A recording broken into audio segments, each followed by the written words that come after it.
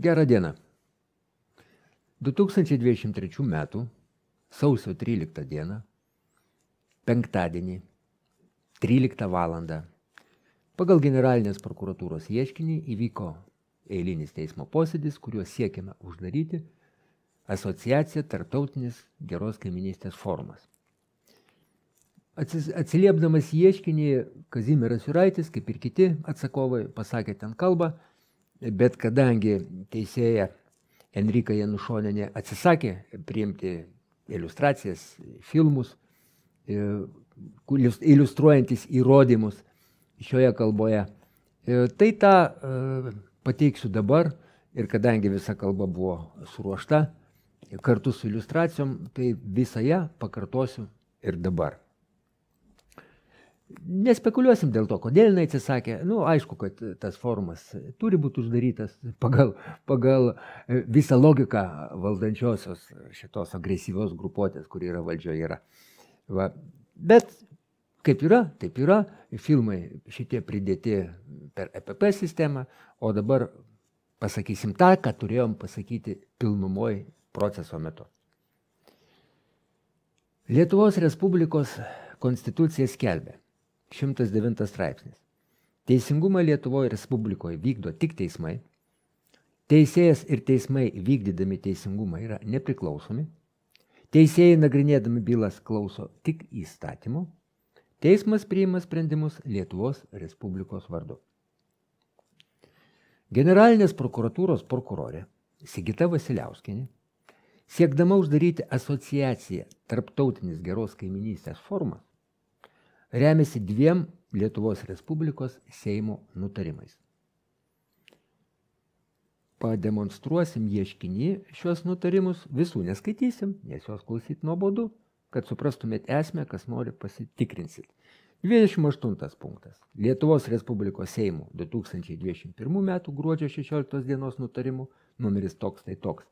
Dėl Lietuvos Respublikos Seimo nutarimo Nacionalinės saugumo strategijos patvirtino pakeitimo. Šiuo nutarimu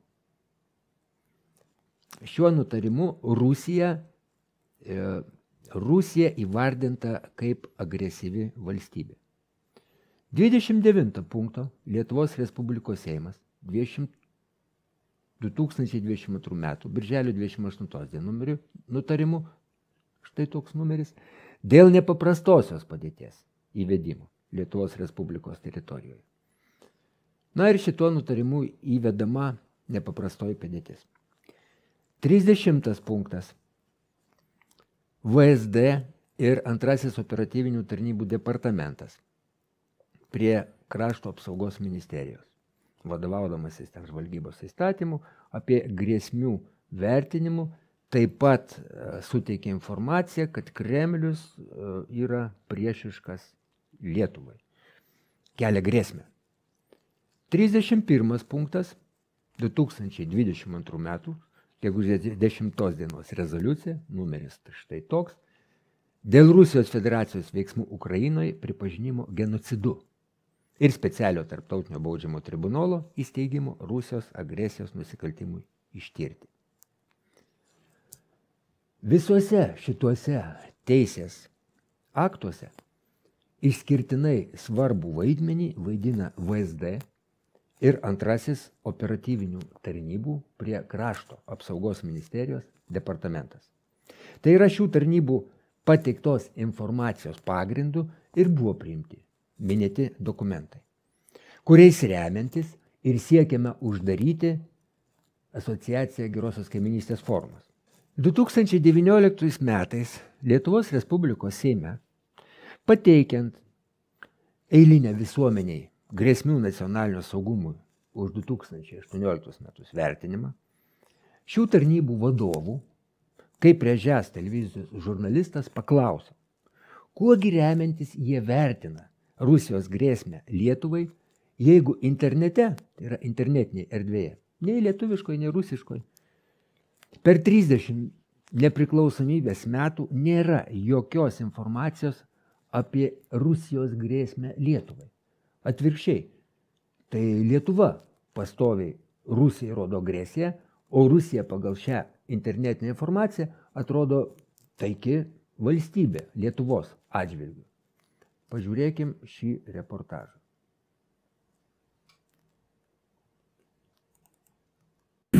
Mes esame regionas ir turim regioninius patikimus partnerius, tad ir šitas grėsmių vertinimas yra paremtas mūsų regiono partnerių supratimu apie tai, kokios yra grėsmės regione. Prieš televiziją Kazimieras Juraitis. Sakykite, ponas Baltrėnas sakė, kad sąjungininkai suteikė informaciją apie grėsmės nacionaliniam saugumui. O pagal internete plintančią informaciją, būtent kas Lietuvos nacionaliniam saugumui, tai Lietuva sukelia grėsmę Rusijai, o Rusija yra taiki ir draugiška valstybė Lietuvai. Kaip jūs vertintumėt tokį netitikimą? Ar čia rusai sugeba ištrinti priešišką informaciją iš internetinių platybių, ar kaip čia yra? Ar vis tik tai sąjungininkai galbūt gali teikti ne visai objektyvią Lietuvos atžvilgių informaciją? Atsiprašau, aš labai norėčiau paprašyti prieš užduodant klausimus, pasakykite, iš kokio žiniasklaidos kanalo. Sakiau, televizija prieš jas. Prieš jas, ok, ačiū.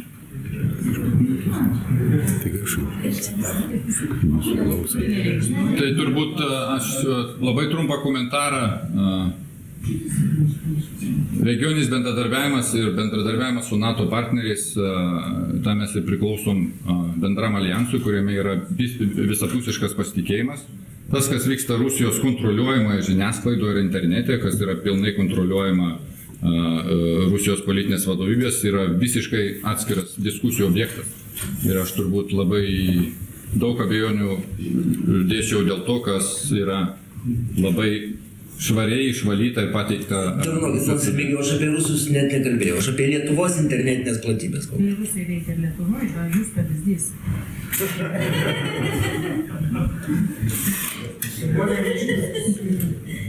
Taigi, kaip matot, nuskambėjo vienareikšmiškas atsakymas, jog Lietuvos tarnybos vadovaujasi ne savo, bet Lietuvos partnerių, tai yra alijanso NATO partnerių, pateikiama informacija. Ir kadangi ten visiškas pasitikėjimas, tai reikalo tikrinti kaip ir nėra. Ką pasakė, tą pateikė, bet ne Lietuvos specialistai. Užsienio valstybių specialistai, kuriuos mes laikome savo partneriais ir su kuriais yra visiškas pasitikėjimas, aklas pasitikėjimas.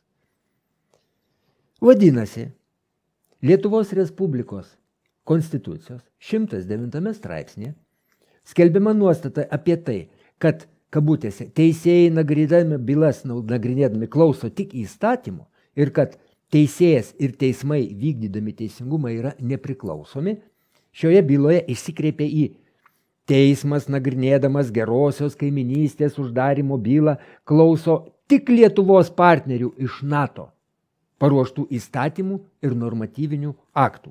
Ir Lietuvos teismas priklauso nuo NATO ir ypač nuo Jungtinių Amerikos valstijų kaip mūsų partnerio šiame alijanse NATO.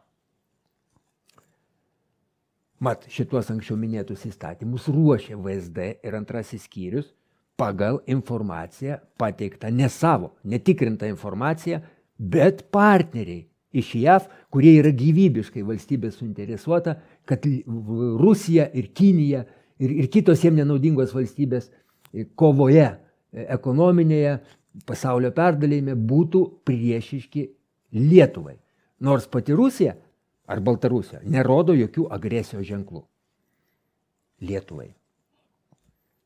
Prokurorė Sigita Vasiliauskienė remiasi VSD informacija, pagal kurią Kazimieras Juraitis kartu su kitais Tarptautinio geros kaiminystės forumo nariais buvo Maskvoje tuo pačiu metu, kai Kazimieras Juraitis neginčiamai buvo Lietuvoje ir vedė mokymus, kaip bitininkauti. Ypatingo dėmesio verta yra valstybės saugumo departamento informacija suteikta generaliniai prokuratūrai. Tai yra viešo gynimo interesų skyriaus prokurorai Sigitai Vasiliauskienei, kuri remiantis šitą informaciją ir pagrįstas kaltinimas gerai kaiminystės formui, gerosios kaiminystės. Štai ką rašo. Tai yra kokią informaciją pateikia. Bendradarbiavimas su Rusijos subjektais, TGKF nariai ir su juo susiję asmenys 1022 metų pradžioje gavo ir priėmė kvietimą iš Rusijos visuomenės rūmų. Dėl Rusijos prieš Ukrainą pradėto karo vizitas į Rusiją iš vasario mėnesio buvo nukeltas į Liepos mėnesį.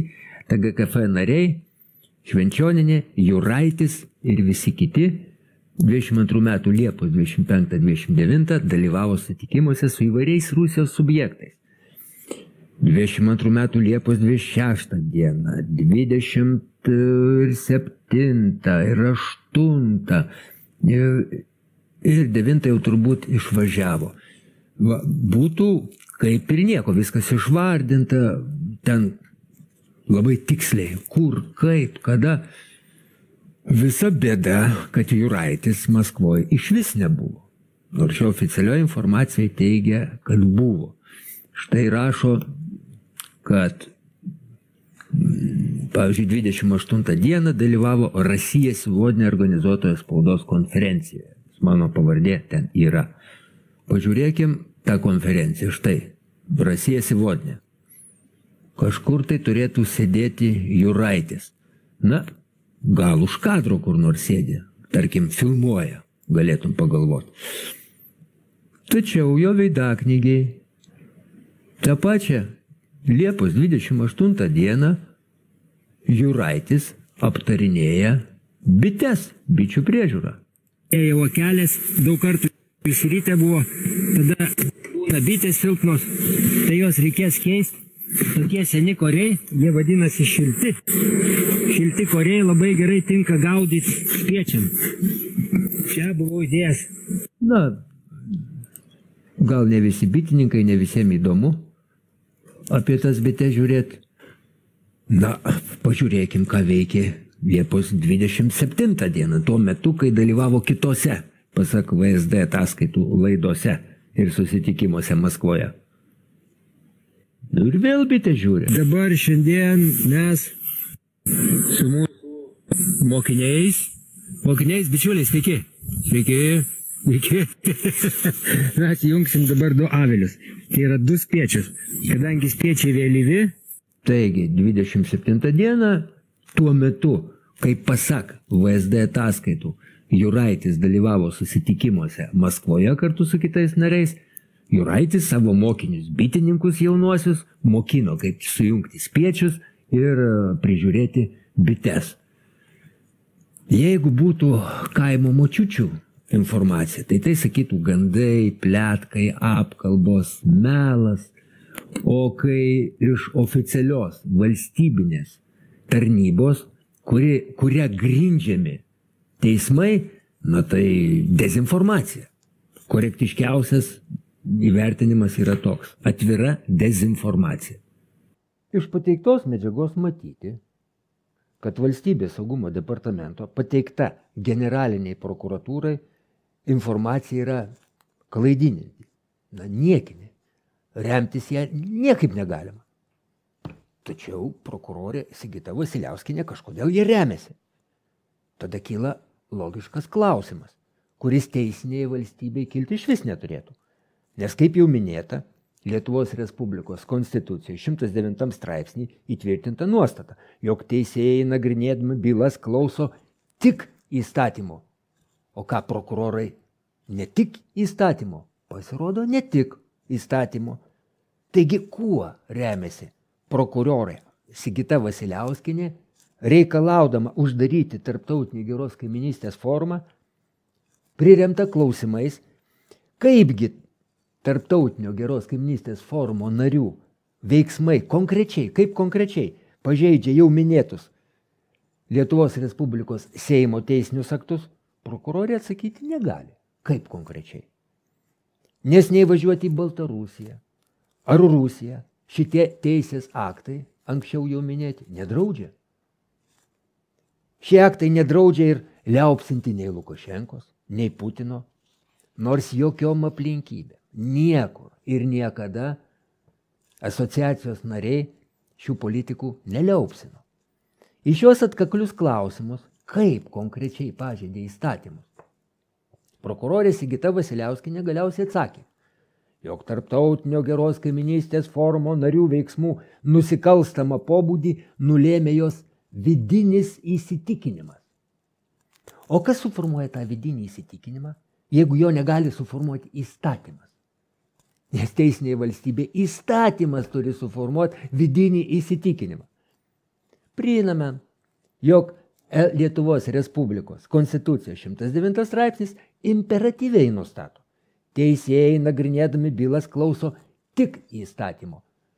Paradoksalu, kaip teisėjai gali klausyti tik įstatymo, o prokurorai gali klausyti ne įstatymo, o savo vidinio įsitikinimo. Pažiūrėkim, kur slypi to šaknis. Vieni važiuoja į Donbasą stebėti vadinamųjų referendumų, kiti platina Rusijos dezinformaciją, o mūsų teisėsauga tyli. Na, tarkim, kas yra Kazimieras Juraitis, kas yra Erika Švenčionienė, čia niekam nekyla abejonių. Kas tai per žmonės, kurie skelbėsi Donbaso referendumų kabutėse stebėtojais kabutėse. Ir tie žmonės yra visuotinai turbūt pripažinti antivalstybiniais veikėjais. Yra dar tokia sudėtis antikonstitucinių organizacijų kūrimas. Vėlgi labai akivaizdus, jeigu tikrai toks tinklas egzistuoja, aš taip specialiai be abejo netyriau, tai čia tikrai galima kalbėti apie organizaciją. Ir paskutinis, kur jau yra, jau super akivaizdu, ten net įrodymų jokių nereikia, tiesiog pakanka šnekų viešų, tarptautinių ir sovietų nusikaltimų neigimas. Tai mes tą nuolat girdim apie tai, kad Rusija kovoja karą prieš fašizmą, tai jau čia jau yra sudėtis, apie tai, kad Lietuvos okupacijos nebuvo arba kad Lietuvos gyventojų trėmimai buvo visiškai pateisinami ir čia visur yra tos nusikalstamos sudėtis. O kas? Tai, žinot, čia net nebūtina mūsų kieno nors konkretaus pareiškimo. Pakanka viešos informacijos šaltinio apie tokią nusikalstamą veiką, pavyzdžiui, žurnalistinio tyrimo ir jau generalinė prokuratūra, bent jau. O čia yra prieš valstybę nukreipti nusikaltimai. Kaip ir aš prisimenu, ilgą laiką būdavo problemų su tarptautiniais nusikaltimais apskritai, kur reikia įvesti kažkokį geopolitinę arba politinę dedamąją, kur reikia tiesiog, ne surasti konkretų įrodymą, piršto antspaudas, pavyzdžiui, tiesiog išmastyti. Kaip galima traktuoti tokią veiklą kaip dezinformacija? Ar čia dezinformacija ar ne? Tai čia susiduriama visų pirma su tokiais trūkumais. Mes turim pakankamai daug teisininkų vis dėlto arba jų galbūt atžalų, kurie dirbo prie vienos santvarkos, prie sovietų santvarkos, tarsi vykdė įstatymus, dabar prie kitos ir atsiranda toks moralinis neutralumas. Žinot, čia yra politika. Reliatyvumas moralinis. Galbūt jo, reliatyvumas. O čia jau reikia užimti poziciją. Neužtenka paskelbti Putino, Reicho teroristinę valstybę, dar reikia su teroristais elgtis taip, kaip su teroristais, o ne kaip su normaliais žmonėmis, kaip beje ir su jų pagalbininkais, rėmėjais. Susirinko trojka, kurios vienas be teismo pareiškė, tik kas tas Juraitis ir Švenčionė, visiems jau aišku. Kitas buvęs Lietuvos Respublikos Konstitucinio teismo pirmininkas, prieš tai Konstitucinio teismo teisėjas, prieš tai Landsbergių partijos atstovas patarėjas, infiltruotas į teisinę sistemą, partijos reformuoja, keičia Lietuvos teisinę sistemą. Kai Lietuvos Respublikos įstatymo reikšmingumą pakeičia moralinę poziciją. Įsiklausykim, ką jis šneka. Reformatorius Dainius Žalimas. Vadinasi, įstatymų čia prie tarybų valdžios dirbo, čia dabar dirba. Įstatymų laikymasis tai yra reiškia galima priklausomybę, nostalgiją Tarybų sąjungai. O čia reikia būti neutralumas moralinis. Tai reiškia, kad tu gali priklausyti Tarybų sąjunginiai TSRS sistemai buvusiai, o galbūt KGBistam kokiem. Žodžiu, jis keičia visą sampratą teisinės bazės, kur moraliniai imperatyvai, šiuo atveju Sigitos Vasiliauskienės, vidinis įsitikinimas yra virš įstatymo. Iš šio posto aukštumų jis deformuoja visą Lietuvos teisinę sistemą, kur ne įstatymas, o, prisiminkim, konstitucinės dvasias, kurias atgaivino, kuris įvedė Kūris, o atgaivino vėlgi Dainius Žalimas. Na ir vidiniai įsitikinimai. Štai prokurorė Sigita Vasiliauskienė remiasi savo vidiniu įsitikinimu, kuriuo, o ne įstatymu remdamasi, prašo teismą uždaryti gerąją kaiminystę. Na, o Kazimieras Juraitis ir kiti asociacijos nariai turi savo įsitikinimus ir remiasi pirmiausia Konstitucija Lietuvos Respublikos. O veiksmam pagrįsti taip pat naudojasi savo vidiniais įsitikinimais. Ar turi jų vidiniai įsitikinimai sutapti su oponentų arba agresyvios tos grupuotės, kurioje valdžioje sėdi, jų vidiniais įsitikinimais, kuriuos atstovauja Sigita Vasiliauskienė? Net neturi. Priešingai, netgi būtina, kad jie nesutaptų, nes tas nesutapimas būtinas, nes kitaip iš Konstitucijoje deklaruojamos demokratinės santvarkos Lietuva virsta totalitariniu režimu. Pirmas punktas, pirmas straipsnis Konstitucijos sako Lietuvos Respublikos: Lietuva yra demokratinė valstybė. O demokratiniai valstybei privalo būti priešingi įsitikinimai ir kitokie įsitikinimai neturi jie sutapti. Bandymas sutapatinti įsitikinimus gresia konstituciniu perversmu. Režimas. Vienok, dar 2017 metais savo filme Mobingo šaknys Lietuvoje politikai mes su kolektyvu, su komanda parodėm. Tą filmą dabar galit pažiūrėti. Štai Kazimieras Juraitis 3, įsidėtas į pirmenybinę poziciją, visą filmą galit pažiūrėti čia. Mes parodėm, kaip Vytautas Landsbergis per Rimvydą Valatką instruktuoja savo šalininkus, kaipgi elgtis su savo vykdomos politikos oponentais. Reikia tiesiog juos išvadinti mėšlu ir nesiginčiant, ignoruoti. 2017 m. spalio 27 d. laidoje su Rimvydu Valatka profesorius moko savo bendrininkus, kaip reikia kovoti su propaganda. Kaip Jūs manot, ar įmanoma su propaganda kovoti? Pirmiausia, reikia ją įvardinti ir nesiginčyti. Įvardinti mėšlas. Jeigu tu nori, valgyk mėšlą, bet tau pasakė, žiūrėk, čia mėšlas. Apmokėtas milijardai išvesti pinigų, kad tu valgytum mėšlą. O tu nevalgyk. Tu laisvas žmogus. Apgaili tuos, kurie gamina tokį mėšlą ir mano, kad jie mus paveiks su tuo mėšlu. Jie yra baudžiauninkai nupirkti už gana didelius pinigus turbūt.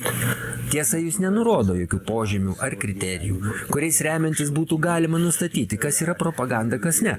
Galima tik spėti, kad tai bet kokia informacija, kuri esą gali būti naudinga Rusijai. Viskas yra mėšlas. Todėl neverta ir aptarinėti.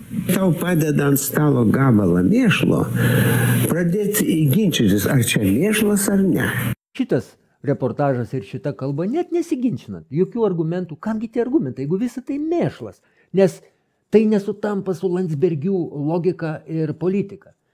Akivaizdu, kad Vytautas Landsbergis šitame reportaže ragina keisti Lietuvos konstitucinę santvarką, valdymo sistemą. Tačiau prokurorės Sigitos Vasiliauskienės vidinis balsas neliepė jam iškelti už baudžiamosios bylos. Nors Kazimieras Juraitis to prašė ir reikalavo 17 metais vos išleidęs filmą generaliniai prokuratūrai. Čia juk yra viešieji interesai, čia yra perversmas valstybės. Pagal klasikinę mobingo, tai yra smurto teoriją, žmogus, matantis smurtavimą, privalo stoti ginti aukos, nes priešingų atveju pats tampa smurtautoju. Kai Vytauto Landsbergio ir jo mokinių, uolių pasekėjų, niekas nestabdė, ne tik eiliniai žmonės, o prokurorai, kuriem buvo pirštu baksnojama, žiūrėkit, čia konstitucinis perversmas, valstybės perversmas, konstitucinės santvarkos griovimas. Kai niekas nestabdė, politikos siūloma mobingo formą perėmė teisininkas, buvęs Konstitucinio teismo pirmininkas Dainius Žalimas.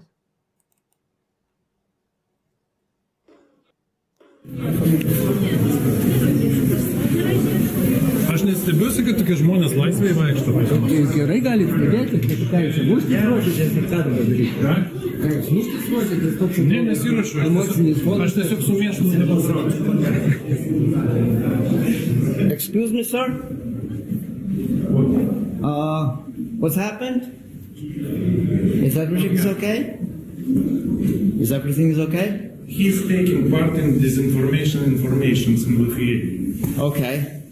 So what's... Okay.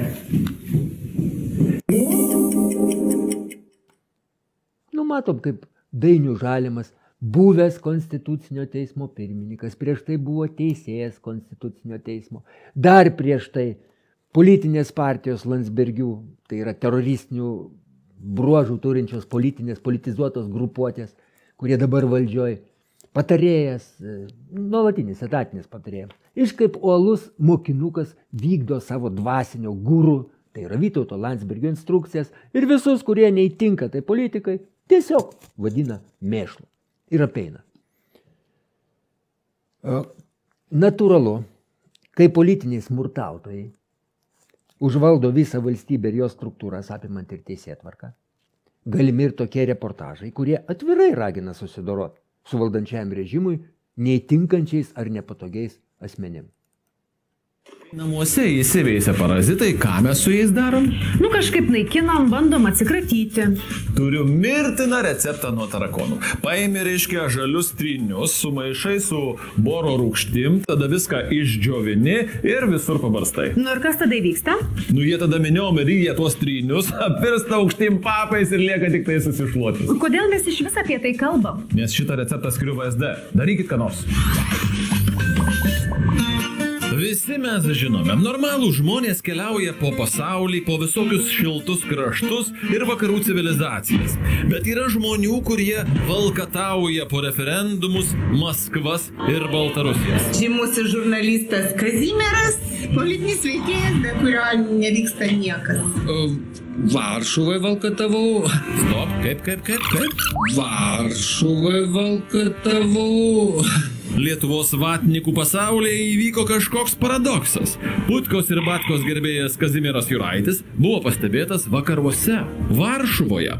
Jeigu tiksliau SBO konferencijoje, kurios viena temų buvo, kaip atsakomybėn patraukti Aleksandrą Lukašenką dėl nusikaltimų žmoniškumui prieš Baltarusijos žmonės. Man kartais yra liūdna ir kartais yra linksma dėl to, kad Lietuva yra demokratinė šalis. Tokie žmonės kaip Kazimieras Juraitis, ką padarysi, jie turi teisę egzistuoti, jie turi teisę vaikščioti ir kalbėti, kol jų teismas nenubaudė. Juraitis į SBO renginį prisistatė nekviestas ir buvo iš ten iškrapštytas. Iškrapštymą atliko teisės profesorius Dainius Žalimas. Aš nestebiuosi, kad tokie žmonės laisvai vaikšto.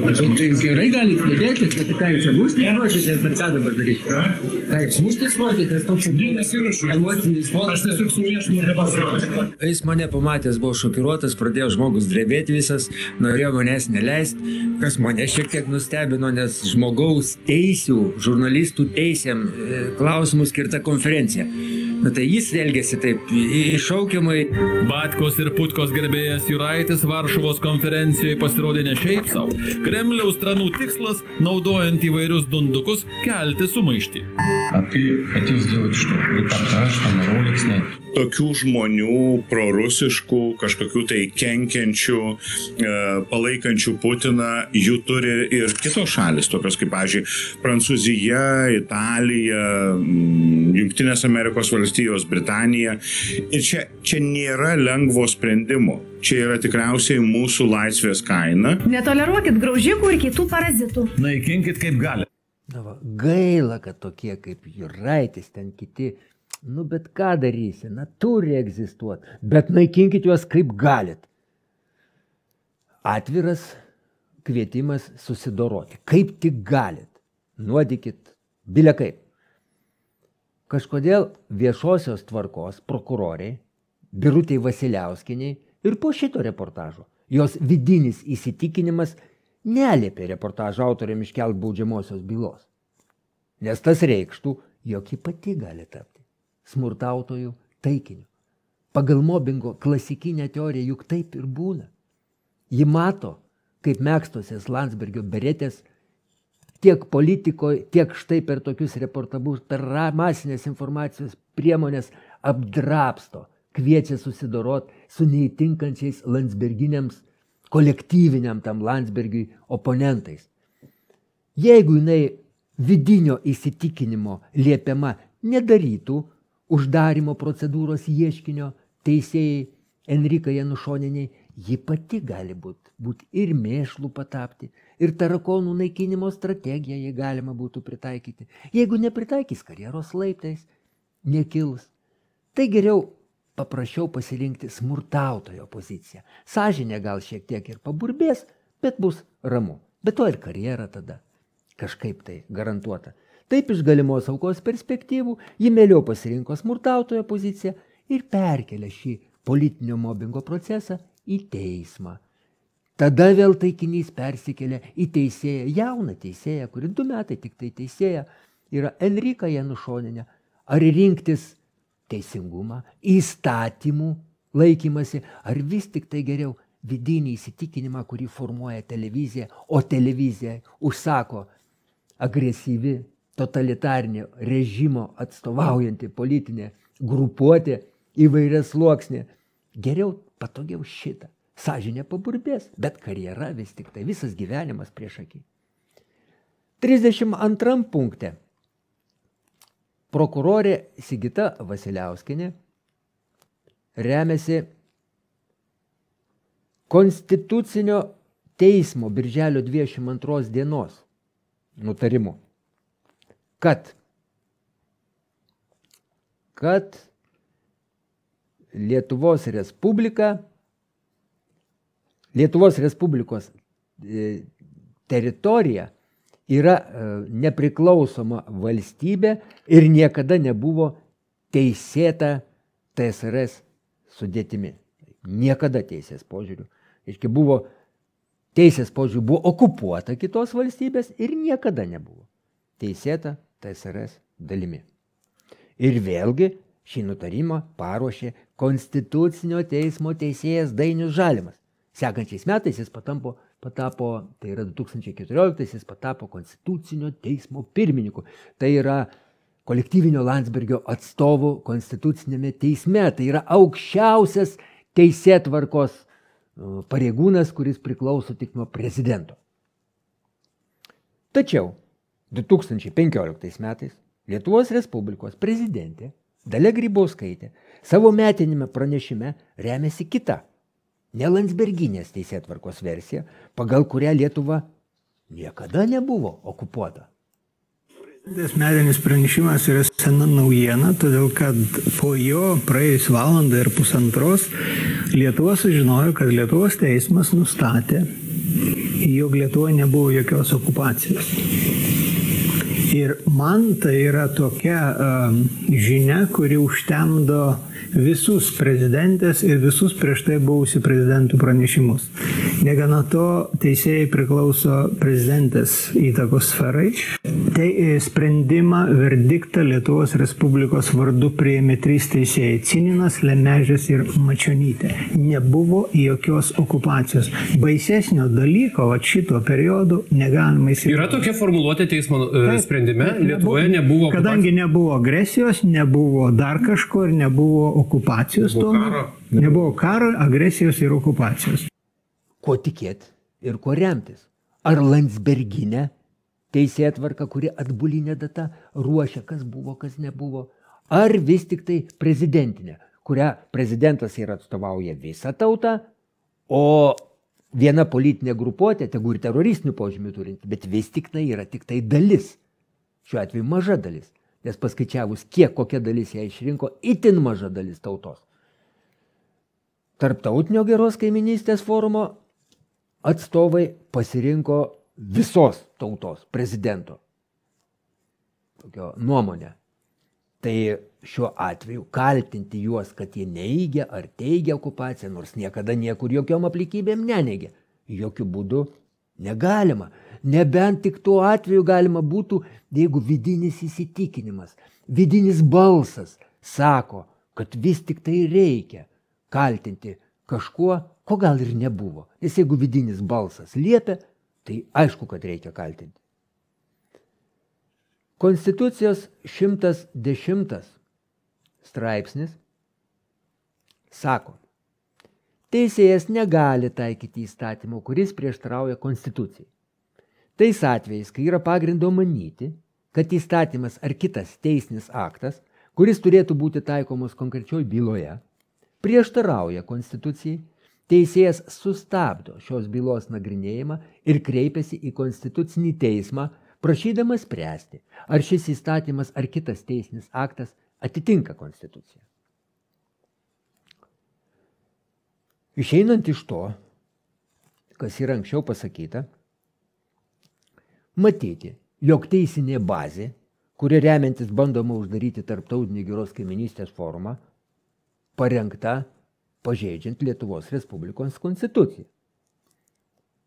Nes minėtose 28-31 kaltinimo prokurorės Sigitos Vasiliauskienės paruoštame ieškiny minimi teisės aktai, nors jų ir nepažeidė asociacijos nariai. Netgi pagal šitos aktus jie nepažeidė.